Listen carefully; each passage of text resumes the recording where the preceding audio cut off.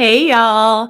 So this month we are jumping out of the frying pan and into the fire. Last month we talked about authenticity, and I know for some people that is a challenging conversation. You're probably like, "Yes. Whew.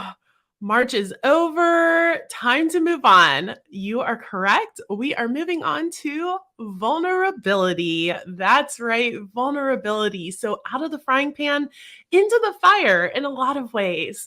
So I wanted to begin this month, it's vulnerability, defining and aligning. So the first thing that we need to do is get clear. What is vulnerability? So I'm pulling out one of my most favorite books, as you know, Brene Brown's Atlas of the Heart. If you have not read it, I highly, highly recommend it. It's amazing. And I wanted to see what Brene Brown said on vulnerability. And so she says, vulnerability is the emotion that we experience during times of uncertainty, risk, and emotional exposure. Now, uncertainty, risk, and emotional exposure, not exactly the things that we want to be experiencing all of the time, right? And yet, there's something rich about vulnerability. Now, she goes on to talk about how often we use vulnerability and we think of it as a weakness. And isn't that true? Well, what is if you have a vulnerable military, then you want to shore up your military and make sure it's nice and strong? Or we talk about, that they were in a really vulnerable place and therefore they were really fragile or something like that, when in fact, actually, vulnerability requires an intense amount of courage. Brene goes on to say that those two things go hand in hand. You cannot have vulnerability without courage, and you can't be courageous without being vulnerable. How profound is that? That vulnerability and courage must intertwine and connect. She says that while vulnerability is the emotion we feel when we are at risk or when we're in experiencing times of uncertainty, risk, and emotional exposure, courage is the willingness to be vulnerable, the willingness to experience uncertainty, risk, and emotional exposure.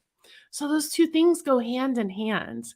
Now, we also think of vulnerability as a sign of weakness, but really, it is the greatest measure of strength. If it takes courage to do something, well, not everyone is that courageous, right? And so it takes courage to step up, to really be true and in your heart, and to be vulnerable. Now, that's what vulnerability is. What I see a lot of things that aren't vulnerability. The main thing that I see that isn't vulnerability is what Brene Brown calls a smash and grab.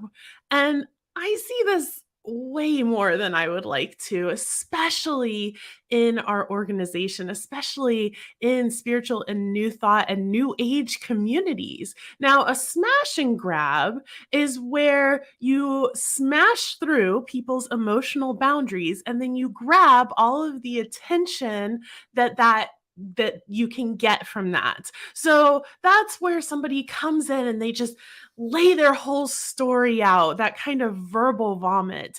Smash and grab doesn't leave the person that's listening to you feeling good. It doesn't lead to connection, but rather leads to discomfort and a feeling of separation and really not a safe space. And so often I see smash and grab being made out like it's the same thing as vulnerability. They are two different things. Vulnerability opens everyone up. Vulnerability is a two-way street. It is understanding and knowing the other person's boundaries and respecting those boundaries for both people or the whole group in the conversation, it also is an agreement of, yes, I have the bandwidth and the space to listen to you right now. I want to hear your story. And it's this opportunity for both people to connect and to share on a deeper level, to really create that safe and sacred space where everyone is feeling heard and seen and supported and loved. Smash and grab, on the other hand, is really a one-way street. The person that is doing the smashing and the grabbing comes in and they commandeer the attention of the person or the group without any care as to whether the other person is in a place to handle what they're sharing, whether it's an appropriate situation to share that amount of things about your life, or whether you have gotten an agreement or even know what the other person's boundaries are.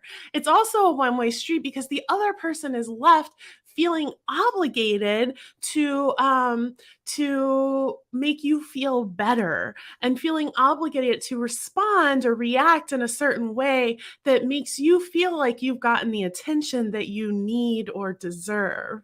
So it's really a one-way street. And like I said, it doesn't leave people feeling really great after it happens.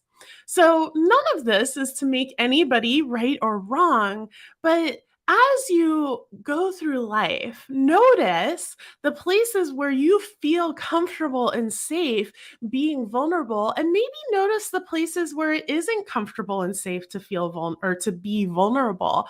And why? Why isn't it comfortable or safe to be vulnerable in that space?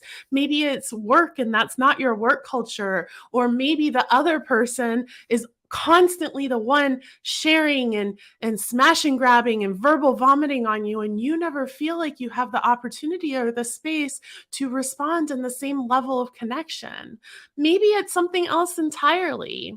If you have any thoughts on this, feel free to put them in the comments, and definitely come to Celebration Center on Sunday, where we're going to be diving even deeper into this idea of vulnerability and how we can invite ourselves to be courageous enough to be vulnerable, and how to create safe spaces to allow everyone around us to be vulnerable. I love you all.